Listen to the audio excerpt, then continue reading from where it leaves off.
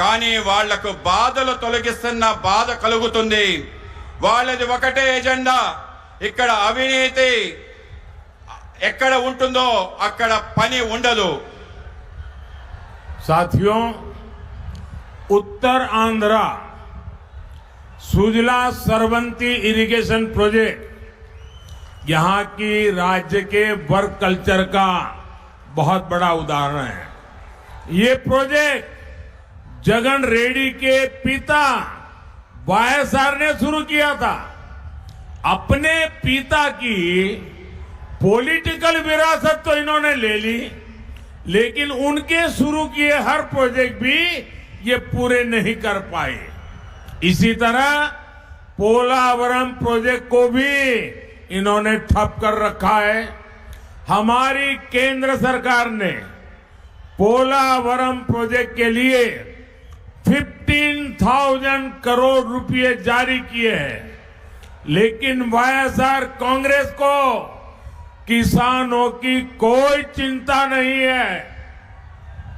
మిత్రులారా, ఉత్తరాంధ్ర సుజల స్రవంతి జలవనరుల ప్రాజెక్ట్ ఇక్కడ ప్రభుత్వ పనితీరుకి ఒక అతిపెద్ద ఉదాహరణ. ఈ ప్రాజెక్ట్ జగన్ రెడ్డి తండ్రి వైఎస్ రాజశేఖర రెడ్డి గారు ప్రారంభించారు.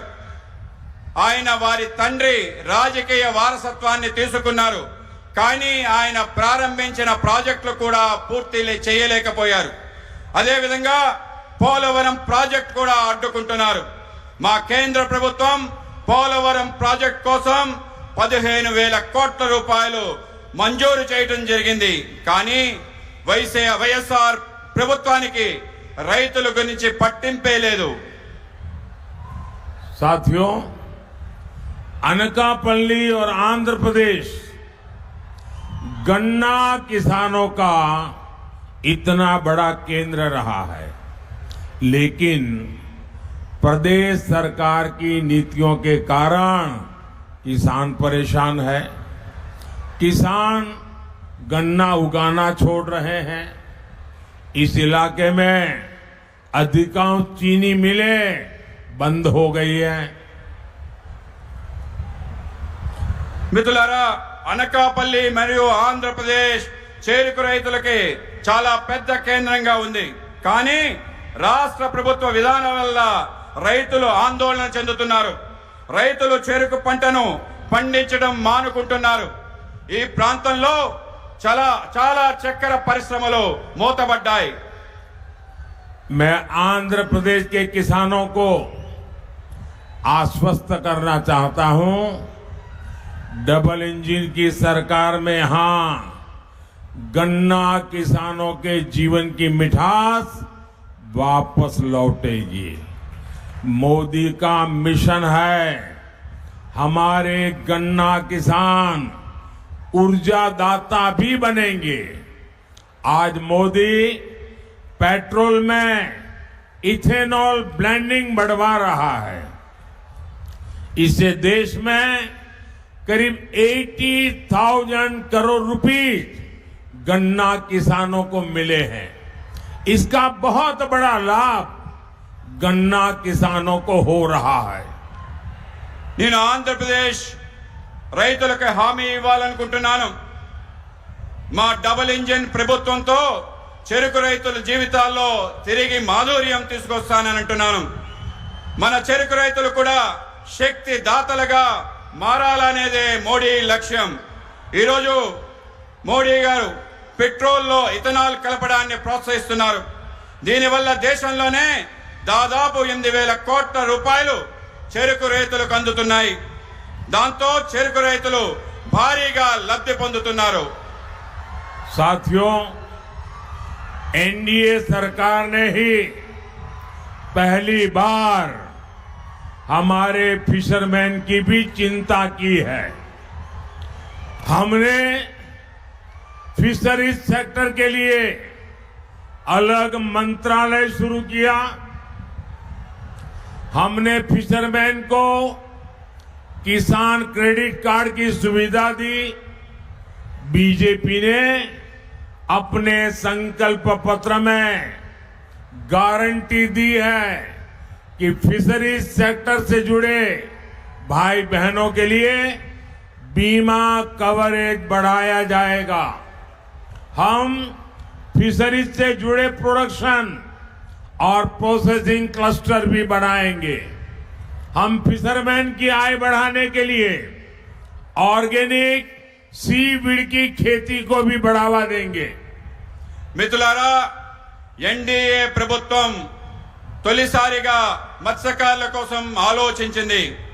మేము మత్స్యకార రంగాని కోసం ప్రత్యేకమైన మంత్రిత్వ శాఖని ప్రారంభించాం.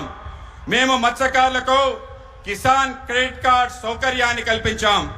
మత్స్యకార రంగంలో అనుబంధం ఉన్న మత్స్యకార సోదరుమణులకు బీమా పరిధిని పెంచాం. బీజేపీ మేనిఫెస్టోలో మోడీ గ్యారంటీలో హామీ ఇచ్చాం.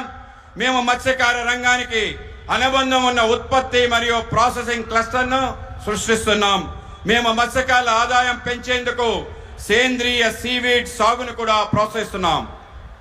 साथियों, आज आंध्र प्रदेश के लोग कह रहे हैं कांग्रेस गई, वाईएसआर कांग्रेस आई, लेकिन फायदा कुछ नहीं हुआ।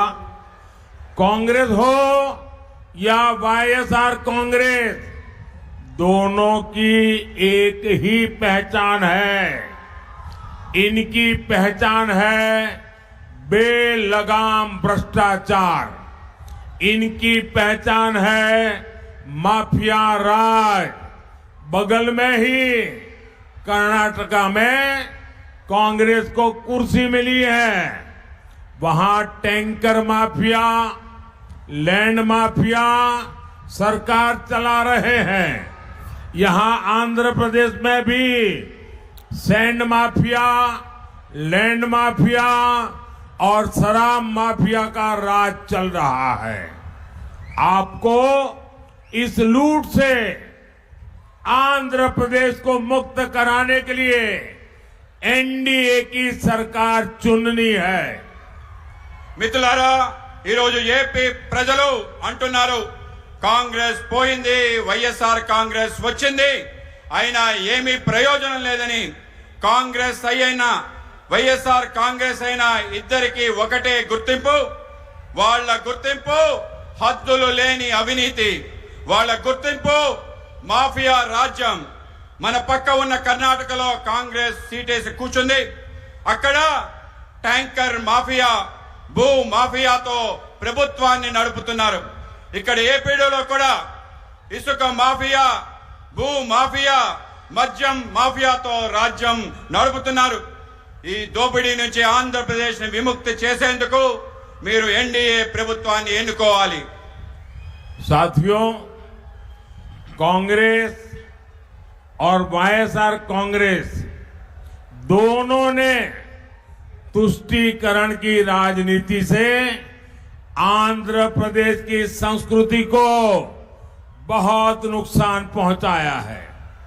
कांग्रेस ने तो अयोध्या में राम मंदिर का खुला बहिष्कार किया था। आज आंध्र प्रदेश में मंदिरों को नुकसान पहुंचाया जा रहा है। मैं आपको विश्वास दिलाता हूं, एनडीए सरकार आएगी और आंध्र प्रदेश की संस्कृति पर हो रहे हमलों पर भी लगाम लगाएगी। మిత్రులారా, కాంగ్రెస్ మరియు వైఎస్ఆర్ కాంగ్రెస్ రెండు కూడా సంతుష్టీకరణ రాజకీయాల కారణంగా ఆంధ్రప్రదేశ్ సంస్కృతిపై పెద్ద ఎత్తున నష్టం చేకూరుతుంది. కాంగ్రెస్ అయోధ్యలో రామ మందిర ఆహ్వానాన్ని బహిరంగంగా తిరస్కరించింది. ఆంధ్రప్రదేశ్లో దేవాలయాలపై దాడులు జరుగుతున్నాయి. మీకు నేను విశ్వాసాన్ని కలిగిస్తున్నాను, ఎన్డీఏ ప్రభుత్వం వస్తుంది. ఆంధ్రప్రదేశ్ సంస్కృతిపై జరుగుతున్న దాడులు పూర్తి స్థాయిలో ఆపుతామని హామీ ఇస్తున్నాను. साथियों, 13 मई को आपका वोट देश और आंध्र प्रदेश का भविष्य तय करेगा।